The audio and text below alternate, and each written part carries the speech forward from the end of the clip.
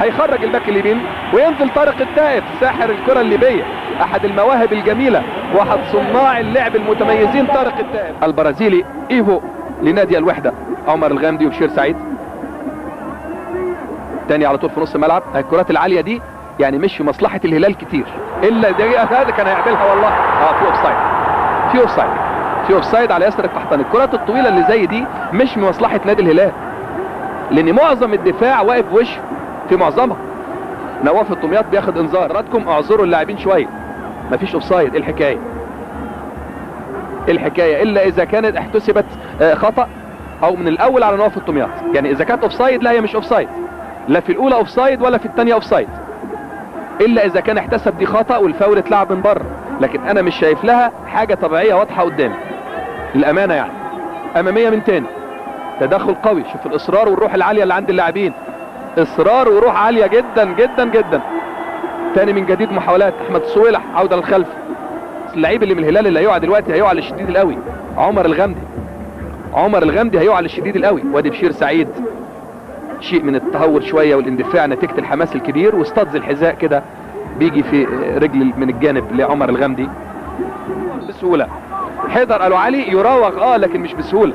من جديد طارق التايب، نجم الليبي الكبير.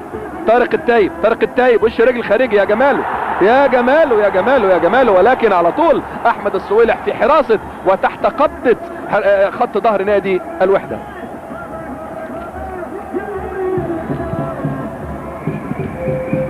باصة عمل من طارق التايب وش يلعب لهم على المساحه، ولكن كان في نوع من الضغط القوي على ياسر القحطاني في اللقطه الاخيره. اين التصويب؟ اين التصويب؟ اين التصويب؟ طارق التايب يراوغ، ولكن كماشه لسه التايب والعرضيه. حارس المرمى كبير، حارس المرمى قدير. انقاذ والمغربي نادر المياجري امتياز. هنا برضو تاني الله عليك، تسلم ايديك، مفيش كلام. لكن طارق التايب لما اتحرك تشعر ان استاد الملك فهد بيتحرك. ايوه الولد اتحرك، الدنيا كلها اتحركت. سرعه ايه، مهاره ايه، خطوره ايه. ولكن دفاع نادي الوحده اداء رز.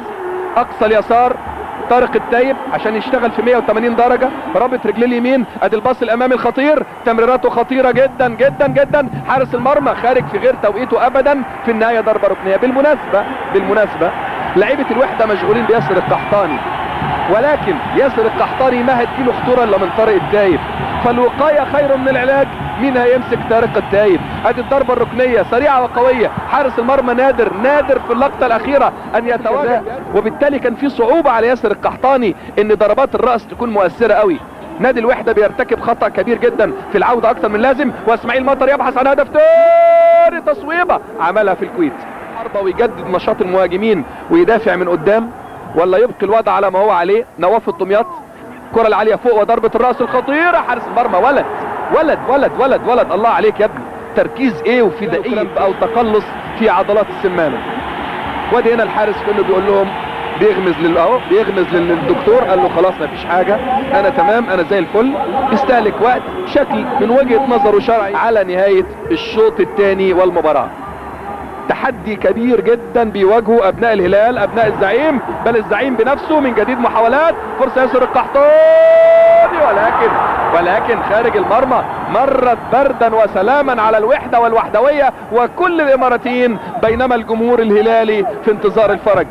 لم يظهر الهلال رغم ان النهارده بدر، الهلال النهارده بدر منتصف رمضان. واصبح مطالب نادي الهلال بشيء بيتقال عليه في كرة القدم يقترب من المستحيل، ولكن حتى المستحيل ممكن يحصل.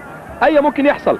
اهو هنشوف الكرة العرضية الخطيرة، شوف دفاع تصويبة، اقترب من تحقيق المستحيل. بقول لحضراتكم ضربة راس احمد الصويلح وحارس المرمى المتألق نجم اللي انتجت حارس بهذا التركيز وبهذه الرشاقة وبهذه الاناقة، ويبقي الفريق في الاستفاقة. طارق التايب ومهاراته يا مراوغاته، الراجل ده معاه مخدر.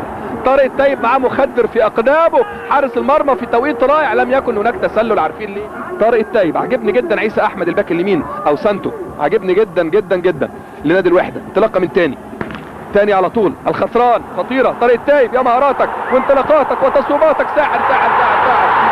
عملها الساحر الليبي. نعم لاعب الزعيم ذكي ليس فقط بل ولئيم. طارق التايب لاعب الزعيم ذكي بل ولئيم، يحقق التعادل، قد يكون حتى اللحظة عادل، ويعيد الامل والحياة. نعم طارق التايب يعيد الحياة. يعيد الحياة لاستاد الملك فهد الدولي، ويعيد الحياة والامل لجماهير الهلال، جماهير الزعيم، بعدما راوغ وتقدم وتوغل وبكل هدوء وتأني اقدام طارق التائب ظهرت وكأنها بتغني وتعزف لحن للزعيم من جديد، وانطلاقاته ومهاراته ومراوغاته. بص شوف طارق التائب بيعمل ايه. الله عليك، تسلم رجليك يا حبيبي. بيقول لهم تسمح لي؟ قالوا له اتفضل. تسمح لي؟ قالوا له اتفضل. واستأذن من نادر المياجري، قال له تسمح لي؟ المرة دي قال له اتفضل.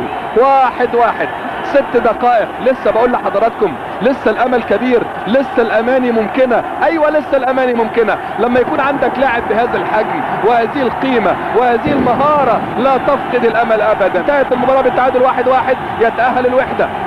ولكن اذا فاز نادي الهلال ب2-1 يتأهل نادي الهلال ليكمل المشوار باحرازه الهدف الثاني. يا جمال، وشوف المراوغة، شوف الولد، شوف الولد، ايه ده محاصر ب2 4 6 7 لاعبين. بص شوف طارق، وفاز بابطال الكؤوس مرتين، يبحث عن الوصول للدور نصف النهائي من البوابة الاماراتية بعدما حرموا العين الاماراتي من قبل عام 2003 وتفوق عليه من خلاله. محاولات وضغط من لعيبه نادي الهلال، عايزين ياخدوا الكرة بسرعة. اسماعيل مطر وعزيمة الرجال وهمة المحاربين ومهارة الموهوبين، تعادل نادي الهلال. وبعزيمة الرجال وهمة المحاربين ومهارة الموهوبين يحافظ اسماعيل مطر بخبرة جديد وروح عالية جدا من لعيبة نادي الوحدة واصرار من لعيبة. على فكرة لعيبة الهلال عاملين ماتش جبار يا جماعه. لعيبه احنا بنشيد بالوحده واداؤه الدفاعي، لكن لعيبه الهلال لعيبه كبار عندهم اصرار غريب واصرار جميل وتبديلات خطيره وضربه راسيه، ومن جديد التدخل من الدفاع الوحدوي. ضغط قوي اسماعيل مطر بيعوض فرق ال10 لاعبين بعد طرد عبد الله النوبي الذي لن يشارك في مباراه الدور نصف النهائي لو تاهل نادي الوحده. الكره العاليه فوق ضربات الراس، ثاني من جديد تشتيت ودفاع، واحد لاعبي نادي الوحده او عايز يقع او بيشاور عقله انه يقع. نلعب في الثواني الاخيره. طارق التائب من جديد، اصرار كبير، ثاني من جديد اماميه، لسه الفرصه قائمه، لسه الاماني ممكنه. يا له من لقاء، يا له من لقاء. ودي الكره العرضيه جوه منطقه الجزاء. يا ترى عداله السماء هتكون لصالح مين؟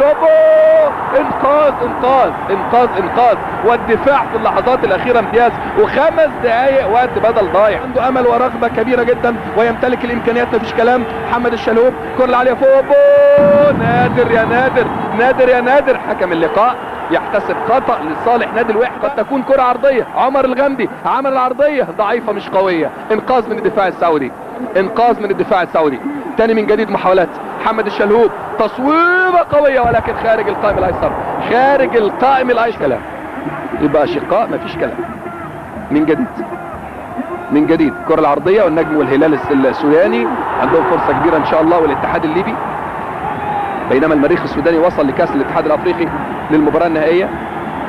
هذه الكرة العرضية. شوف طارق التائب بيحط الحقيقة الكرة في مكان دايما خطير، بيحطها دايما في مكان يعمل مشاكل. نلعب في ال20 ثانية الأخيرة من الوقت بدل الضائع اللي اداه الحكم. محمد الدعيع طالع من مرماه، وادي الضربة الحر الركنية، انقاذ من الدفاع. هجمات المرتدة قد تكون خطر. شلوبة اللحظات الأخيرة، لحظات حرجة، نعم لحظات حرجة. عمر الغامدي والكرة العرضية، عمل الكرة العرضية، ولكن ليوناردو دا سيلفا المدافع البرازيلي بخبرة كبيرة جدا يتقدم ويحول إلى ضربة ركنية من جديد. طالع محمد الدعيع، واللي الوحدة بيلعب ب10 لاعبين بعد طرد عبد الله النوبي، والتعادل 1-1 يصعد بالوحدة إلى الدور نصف النهائي. فرصة الهجمة المرتدة قد تكون لنادي الوحدة. اسماعيل مطر، وحكم اللقاء ينهي احداث اللقاء المثير، احداث اللقاء الكبير. واصحاب السعادة بالفعل اصحاب السعادة في غاية السعادة. ومبروك للوحدة التعادل 1-1.